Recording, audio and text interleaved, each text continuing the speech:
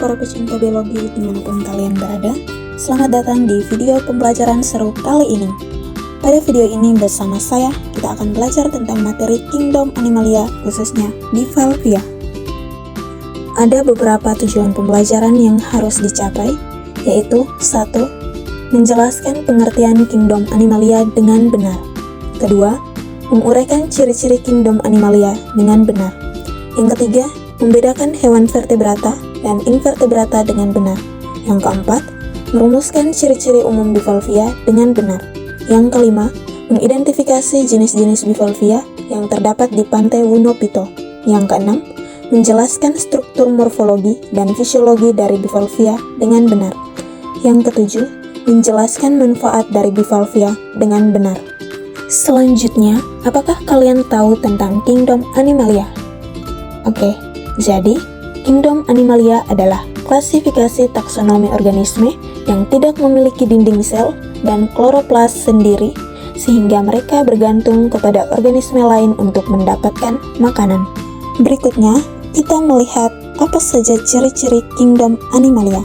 Yang pertama, bersifat multiselular, artinya terdiri dari banyak sel yang tersusun membentuk jaringan dan organ.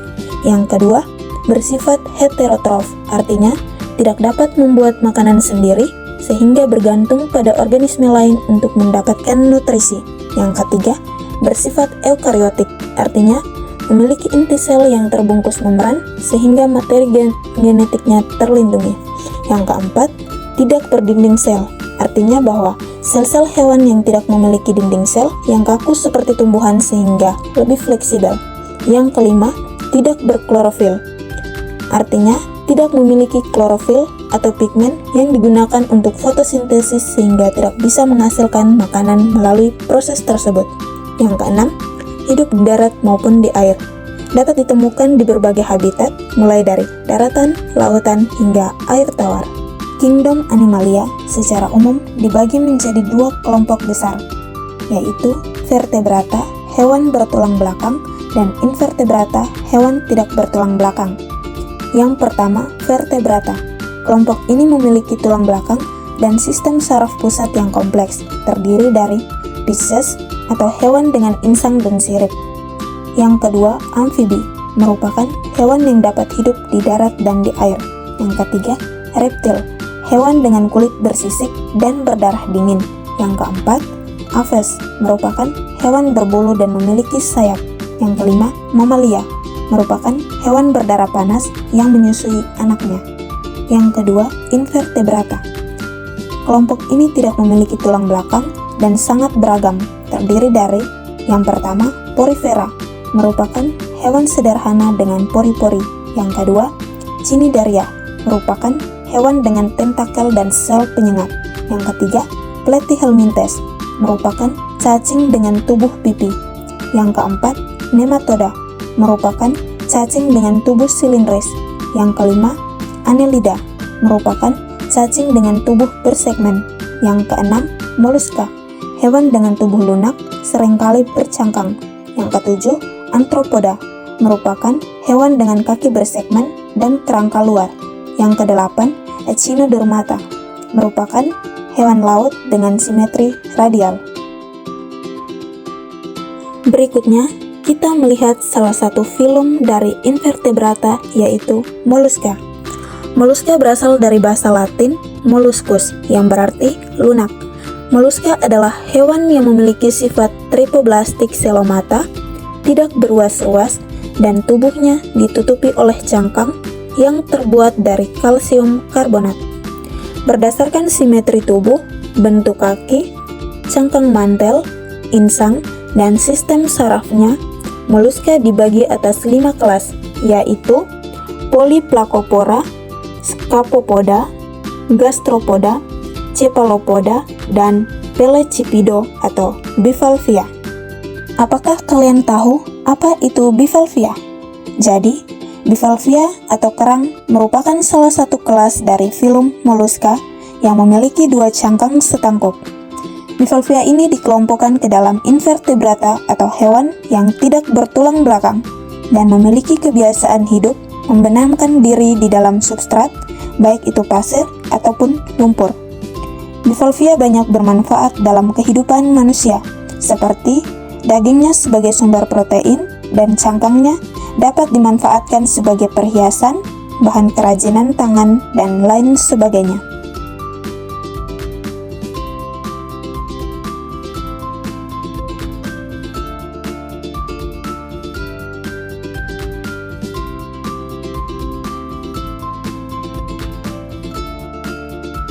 Berikutnya, kita melihat beberapa jenis kerang atau bivalvia yang ditemukan di Pantai Wonopito, Kelurahan Lewoleba Timur, Kabupaten Lembata.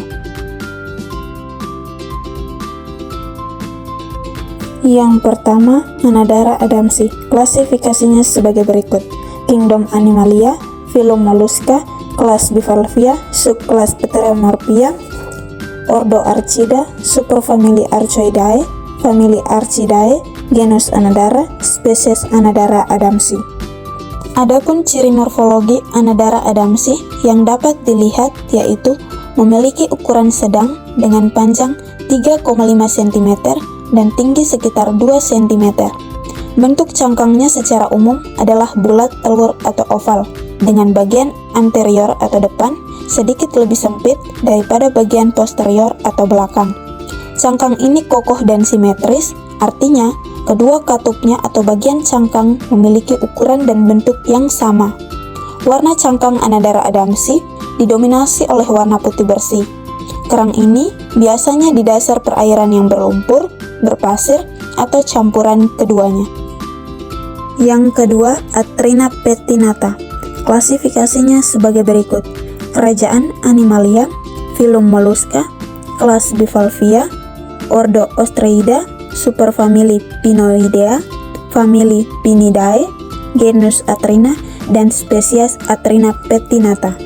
Yang kedua, ciri morfologi yang dapat dilihat menurut Charpenter dan Niam pada tahun 1998, karakteristik Atrina petinata adalah cangkang berukuran besar, biasanya agak tipis dan rapuh, memiliki garis besar pada cangkang, dan mengembung menyerupai segitiga yang variatif. Ujung punggung hampir lurus atau sedikit cekung, tepi posterior berpotongan. Rib di permukaan katup 15-30 rib yang halus dan pendek. Anterior 3-3/4 katup. Warna cangkang luar coklat keunguan gelap atau sedikit abu-abu dan cangkang sedikit mengkilap.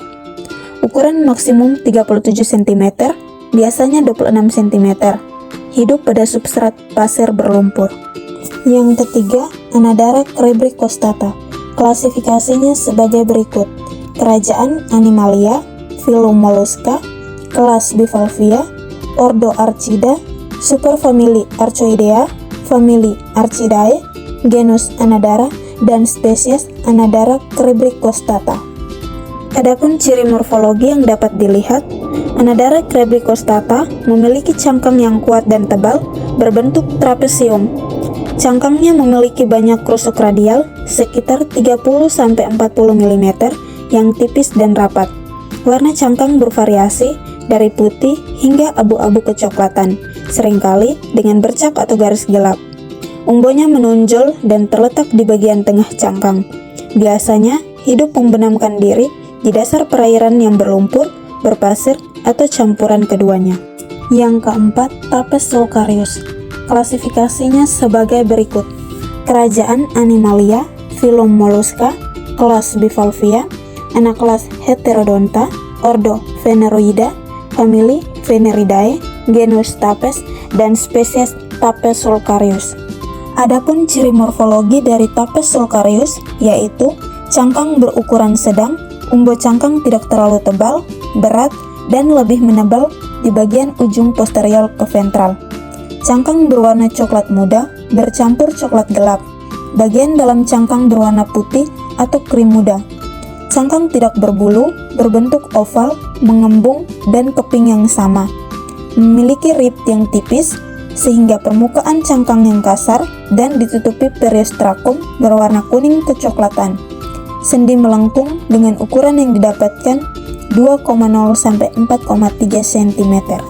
Yang kelima, Matras stultorum. Klasifikasinya sebagai berikut: Kerajaan Animalia, Phylum Mollusca, kelas Bivalvia, anak kelas Heterodonta, ordo Phaneroida, famili Matridae, genus Matra, spesies Matra stultorum. Matra stultorum memiliki cangkang berbentuk segitiga yang tipis dan halus. Permukaan cangkangnya licin tanpa rusuk radial dan warnanya umumnya putih atau kekuningan, hidup pada substrat berpasir. Yang keenam, Gaphrarium tumidum. Klasifikasinya sebagai berikut. Kerajaan Animalia, filum Mollusca, kelas Bivalvia, anak kelas Heterodonta, ordo Phaneroida, famili Phaneridae, genus Gaphrarium, spesies Gaphrarium tumidum. Gaphrarium tumidum memiliki cangkang berbentuk oval membulat yang tebal dan kuat. Permukaan cangkangnya ditutupi oleh rusuk radial yang jelas, berjumlah sekitar 10-12 buah. Warna cangkang bervariasi dari putih hingga abu-abu kecoklatan, seringkali dengan bercak atau garis gelap. Hidup pada substrat berpasir dan lumpur. Mereka hidup terkubur di dalam substrat untuk mencari makan dan berlindung. Yang ketujuh, Fasticardium subrogosum. Klasifikasinya sebagai berikut. Kerajaan Animalia, filum Mollusca, kelas Bivalvia, anak kelas Heterodonta, ordo Phaneroida, famili Cardidae, genus Fasticardium, dan spesies Fasticardium subrogosum. Fasticardium subrogosum memiliki cangkang besar dan kuat, berbentuk oval memanjang. Permukaan cangkangnya memiliki rusuk radial yang sangat menonjol, berjumlah sekitar 20-25 buah. Warna cangkang bervariasi dari putih hingga abu-abu kecoklatan, seringkali dengan bercak atau garis gelap, dan bagian dalamnya berwarna garis-garis ungu. Umbonya menonjol dan terletak di bagian anterior cangkang. Yang kedelapan, Fasticardium petiniforme. Klasifikasinya sebagai berikut. Kerajaan Animalia, filum Mollusca, kelas Bivalvia, anak kelas Heterodonta, ordo Phaneroida, famili Cardidae, genus Fasticardium, dan spesies Fasticardium petiniforme. Fasticardium petiniforme memiliki cangkang yang mirip dengan Fasticardium subrogosum, tetapi rusuk radialnya lebih banyak, sekitar 30-35, dan tidak terlalu menonjol. Warna cangkang bervariasi dari putih hingga abu-abu kecoklatan, seringkali dengan bercak atau garis gelap. Umbonya menonjol dan terletak di bagian anterior cangkang. Yang kesembilan, Fasticardium flavum. Klasifikasinya sebagai berikut. Kerajaan Animalia, filum Mollusca, kelas Bivalvia, anak kelas Heterodonta, ordo Phaneroida, famili Cardidae, genus Fasticardium, dan spesies Fasticardium flavum. Fasticardium flavum memiliki cangkang yang berbentuk bulat telur dengan ukuran yang bervariasi, biasanya mencapai 5-7 cm. Cangkang terdiri dari dua bagian yang simetris. Warna cangkang umumnya kuning kecoklatan, kadang-kadang dengan garis atau bercak-bercak coklat tua. Permukaan cangkang memiliki rusuk-rusuk radial yang menonjol. Yang ke-10, Thapes platypica. Klasifikasinya sebagai berikut. Kerajaan Animalia, filum Mollusca, kelas Bivalvia, anak kelas Heterodonta, ordo Phaneroida, famili Phaneridae, genus Thapes, dan spesies Thapes platypica. Thapes platypica memiliki cangkang yang berbentuk oval, memanjang, yang tipis dan halus. Permukaan cangkangnya hampir licin dengan garis pertumbuhan yang halus. Warna cangkang biasanya putih atau kekuningan dan hijau tua, kadang-kadang dengan bercak coklat berbentuk garis-garis. Umbonya tidak terlalu menonjol dan terletak di bagian anterior cangkang. Yang ke-11, Prothapes gallus. Klasifikasinya sebagai berikut. Kerajaan Animalia, filum Mollusca, kelas Bivalvia, anak kelas Heterodonta, ordo Phaneroida, famili Phaneridae, genus Prothapes, dan spesies Prothapes gallus. Cangkang Prothapes gallus berbentuk oval memanjang dengan bagian anterior yang sedikit lebih sempit dari bagian posterior. Bentuk ini merupakan ciri khas dari genus Prothapes. Ukuran Prothapes gallus sedang, umumnya mencapai 3-5 cm. Warna cangkang Prothapes gallus bervariasi, umumnya coklat muda, krem, atau abu-abu. Terdapat corak warna yang tidak merata, dengan beberapa area berwarna lebih gelap atau lebih terang. Permukaan cangkang protapes gallus memiliki rusuk-rusuk radial yang halus dan rapat.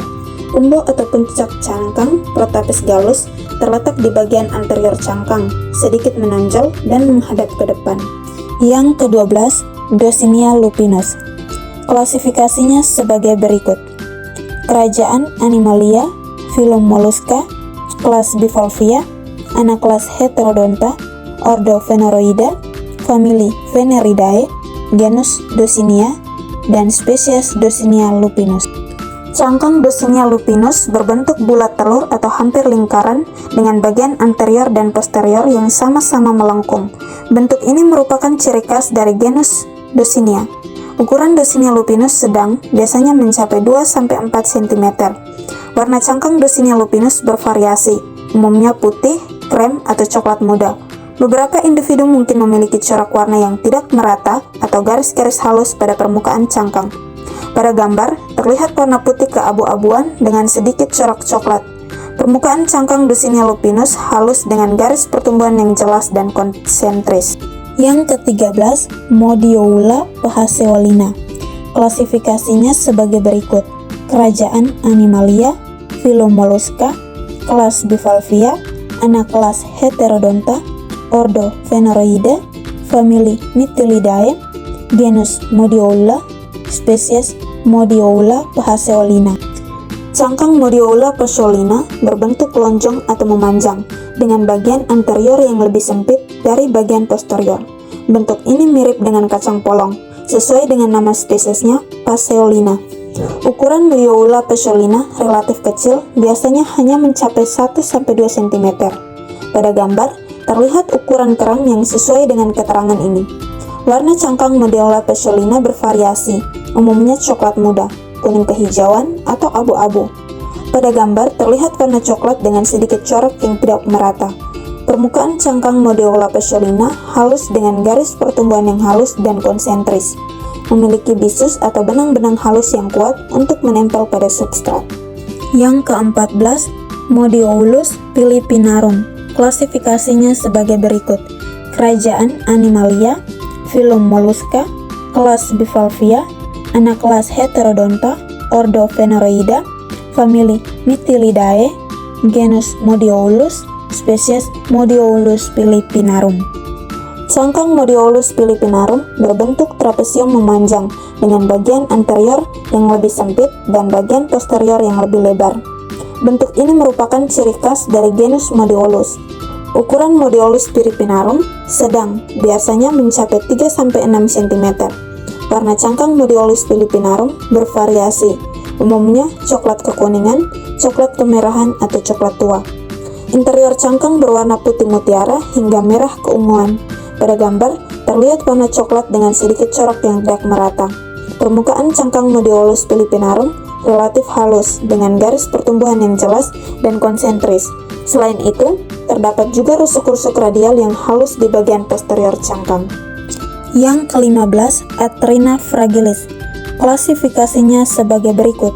Kerajaan Animalia, filum Mollusca, kelas Bivalvia, anak kelas Pteriomorphia, ordo Pteriida, famili Pinidae, genus Atrina, dan spesies Atrina fragilis. Cangkang Atrina fragilis berbentuk segitiga atau seperti kipas dengan bagian anterior yang meruncing dan bagian posterior yang melebar. Bentuk ini merupakan ciri khas dari famili Pinidae. Atrina fragilis merupakan salah satu bivalvia terbesar yang dapat mencapai panjang 20-30 cm bahkan lebih. Warna cangkang Atrina fragilis bervariasi, umumnya putih keabu-abuan, krem, atau coklat muda. Beberapa individu mungkin memiliki corak warna yang tidak merata atau garis-garis halus pada permukaan cangkang. Umbo atau puncak cangkang, Atrina fragilis terletak di bagian anterior cangkang, sangat kecil dan tidak menonjol. Itulah ke-15 jenis bivalvia yang ditemukan di Pantai Wunopito, Kelurahan Lowoleba Timur, Kabupaten Lembata. Selanjutnya, kita masuk pada anatomi dan fisiologi bivalvia. Yang pertama, anatomi bivalvia. Pelecypoda atau yang biasa disebut bivalvia tidak mempunyai kepala, radula, dan rahang. Pelecypoda mempunyai dua buah mantel simetris yang bersatu di bagian dorsal dan berfungsi mengekskresikan bahan pembentuk cangkang. Pada bagian ventral, terdapat ruangan kosong yang disebut rongga mantel. Pada tepi mantel, terdapat 3 buah lipatan. Lipatan terluar berfungsi mengekskresikan bahan pembentuk cangkang. Lipatan tengah adalah tempat tentakel atau organ-organ indera lainnya. Lipatan terdalam terdiri atas otot-otot radial yang melekat pada bagian dalam cangkang sehingga menimbulkan bekas yang dinamakan garis palial. Organ indera terletak di tepi mantel. Mulut dan anus terletak pada sisi yang berlawanan. Mulut terletak di antara 2 pasang struktur basilia yang bernama labial pulse. Yang berikutnya, fisiologi bivalvia. Yang pertama, kita melihat tentang sistem pernapasan. Bivalvia bernapas dengan insang. Insang melekat pada organ-organ dalam di bagian depan dan bagian ujungnya bebas di dalam rongga mantel. Insang terdiri dari 1 sumbu longitudinal dan padanya tergantung 2 lembaran terdiri dari benang-benang berbulu getar. Setiap bilah terlipat dalam bentuk V dan berlipat-lipat yang menambah panjang dan jumlah filamen. Ribuan filamen tersebut membentuk suatu permukaan yang sangat luas untuk pertukaran dalam air laut. Air yang disedot memasuki cangkang dari depan dan mencapai insang. Gerakan-gerakan bulu getar membagikan kembali air tersebut dengan menyalurkannya di sepanjang benang-benang. 2 pembuluh darah mengikuti sumbu insang. Pembuluh aferensia membawanya ke serambi atas jantung. Kedua pembuluh darah itu dihubungkan dengan jaringan pembuluh darah kapiler yang mengikuti benang-benang tempat darah diberikan oksigen. Yang kedua, sistem sirkulasi. Sistem sirkulasi bivalvia terdiri dari jantung yang terletak di bagian bawah usus dengan rongga perikardium atau selaput pembungkus jantung dan terbagi menjadi bagian aurikel atau ventral dengan sebuah ventrikel atau dorsal. Ventrikel tersusun atas aorta anterior yang berfungsi terhadap penyalur darah ke kaki, lambung, dan mantel, sedangkan aorta posterior menyalurkan darah ke rektum dan mantel, dan juga darah yang sudah mengalami oksigenasi di dalam mantel akan kembali langsung menuju jantung, sedangkan darah yang bersirkulasi di beberapa bagian organ tubuh akan menuju vena yang kemudian diteruskan menuju ginjal, dan dari ginjal darah akan dialirkan ke insang.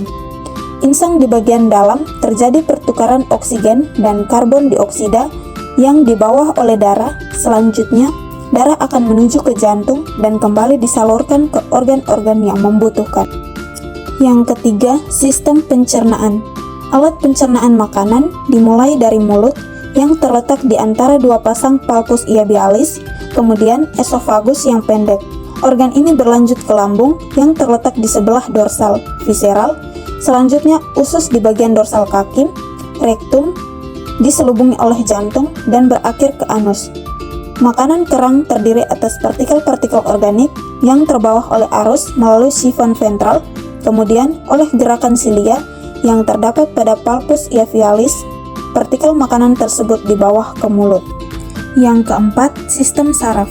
Sistem saraf pada bivalvia terdiri atas 3 ganglion, yaitu ganglion cerebral yang terletak di sisi osefagus, ganglion pedal di sisi kaki, dan ganglion visceral pada bawah otot adduktor posterior. Koordinasi pada setiap ganglion menggunakan saraf penghubung pada mantel yang terdapat urat-urat yang dapat merespon terhadap sentuhan halus atau rangsangan kimia.